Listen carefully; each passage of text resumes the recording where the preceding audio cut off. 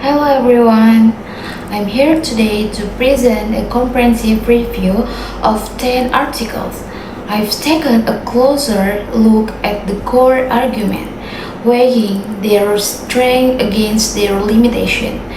Whether this article hit make the mark or missed the point, we're going to cover it all. Let's get started. The first article I will discuss is by Apriani, which looks at how learning media and learning interest affect English outcomes among junior high school students in Lebak, Banten. The researchers use a quantitative experimental method with 70 students, comparing audiovisual and conversational media across high and low levels of learning interest. Analyzed with two-way ANOVA, the findings were clear. Students thought media audiovisual outperformed those using conversational method. Students with higher interest performed better, and the interaction between the two factors was also significant. The main strength of this study is it is rigorous experimental design, which lets us see not only the separate effect but also how media and interest refers each other. However, it does have limitation. It just conducted in just one school with a very small sample, and it only examines two variables, leaving out things like teaching method or student background. Overall, this article supports my research by showing that both instructional tools and student motivation matter for English learning. So I will use it as a supporting reference given its narrow scope. The second article by Jumroh and Shamsuddin investigates how students' perception of learning media and their motivation influence English achievement. Using the regression survey with 60 students selected through proportionate stratified random sampling, the researchers found a strong, significant relationship between both perception and motivation and student achievement, with perception showing the stronger effect. The students' strength lies in its use of stratified sampling and regression analysis, showing the researchers to examine both individual and combined effect of this psychological factor. On the other hand, its weaknesses include a small sample restricted to a private high school in Tangerang and its relation on questionnaire data, which can be subjective. This article is relevant to my research because it highlights that students' internal factor, not just the media itself, play an article role in learning success. It will use it as supporting evidence, keep its limited context in mind. The next is Iswanis, which explores the interplay between learning media, motivation, and English learning outcomes in an Indonesian EFL context. The researchers used a 2x2 factorial experimental design with 60 students, comparing English outcomes to conversational books and high versus low motivation. Analyzed with SPSS, the results show that students using English comics achieve better outcomes than those using conversational books, and highly motivated students outperformed less motivated ones.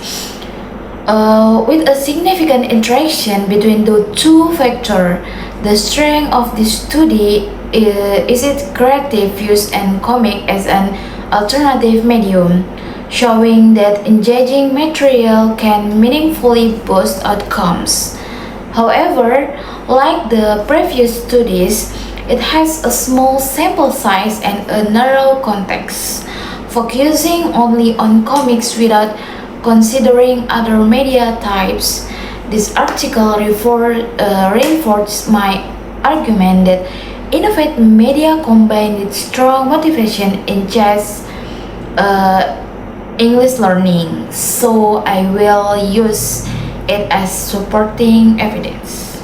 Article by Laksmi, Yasa, and Mirayani examines animation video, specifically Powtoon, as a learning medium to boost young EFL learners' motivation during the COVID-19 pandemic.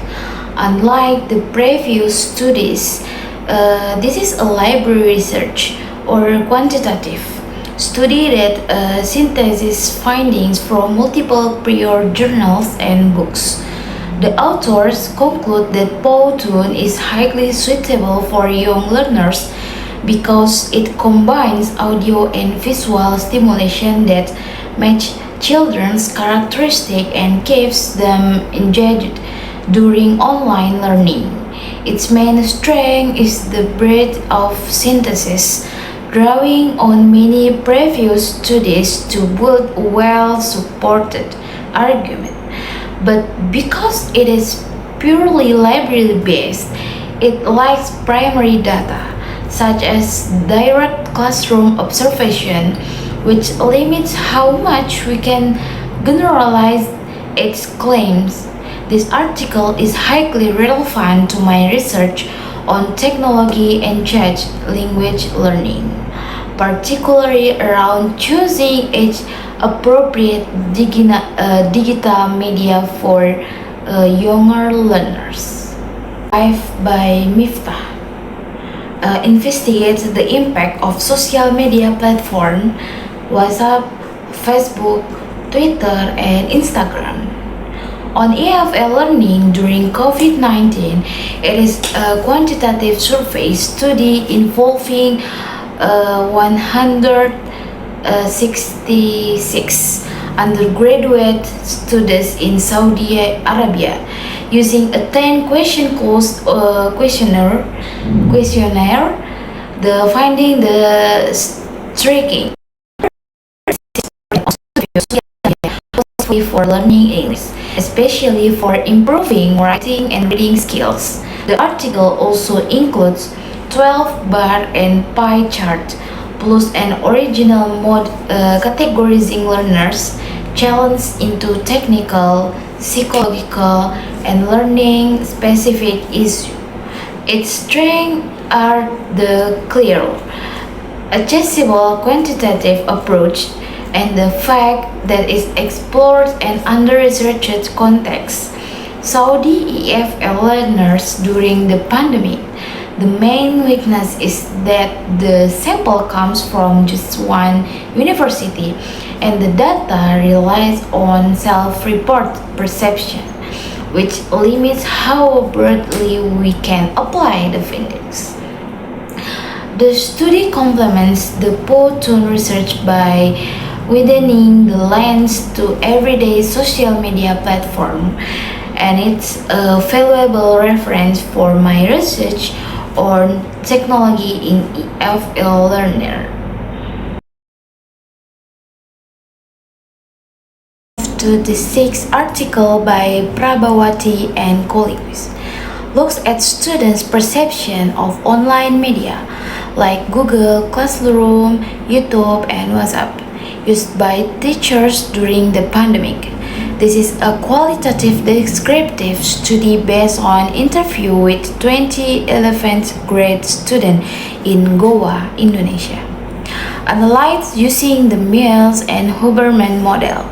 The findings show what students generally viewed online media positively, saying it helped them understand, listen, and stay motivated. Though they also mentioned challenges like unstable internet and boredom. This study's strength it is rich, authentic student choice, It includes 19 direct questions from interviews, giving a vivid, balanced picture of both the benefit and drawback of online learning. Uh, However, the sample is small, limited to one school, and relies solely on self-reported data without input from teacher. This article is directly relevant to my research because it reminds us that students' emotional experiences, not just academic outcomes, matter when designing digital learning tools. We move to Article 7 by Fitria. It's a literature review exploring how TikTok can be used as an English teaching medium. It examines how to create TikTok content step by step and how the platform benefits five language skills: speaking, listening, grammar, vocabulary, and pronunciation. The author argues that TikTok is an innovative and accessible teaching tool, especially appealing to Generation Z learners, and synthesizes findings from over 20 prior studies. The article's strength it is a practical, actionable 7-step guide for creating TikTok content. Alongside strong evidence drawn from many previous studies and current news data, its weakness is that being a literature review, it does not collect original data and it does not dive deeply into TikTok's potential downside, like distraction or inappropriate content. This is highly relevant to my research on how social media platform can be reported as language teaching tools. We move to the 8th article by Eli Yuliansi and Wahidi. Examines how learning media and learning interests influence students' outcomes at MAN 1 Musi Banyuasin. Using multiple linear regression with 87 students, the study found that both learning media and learning interests have a significant effect on outcomes, both individually and together. Supported by t-test and fit-test, its strength is the use of solid empirical data and comprehensive statistical analysis. Its main limitation is that it focuses on just one school, which limits how generalizable the findings are. This article reinforced my research by providing strong empirical evidence that both media and motivation drive learning outcomes, so I will use it as supporting evidence given its specific content. We move to Article 9 by Lubis and Qualikis. Takes a different approach. It is a literature review exploring the concept, types, function, and principle of learning media. The authors argue that selecting the right media aligned with learning objective is crucial for improving students' engagement and outcomes.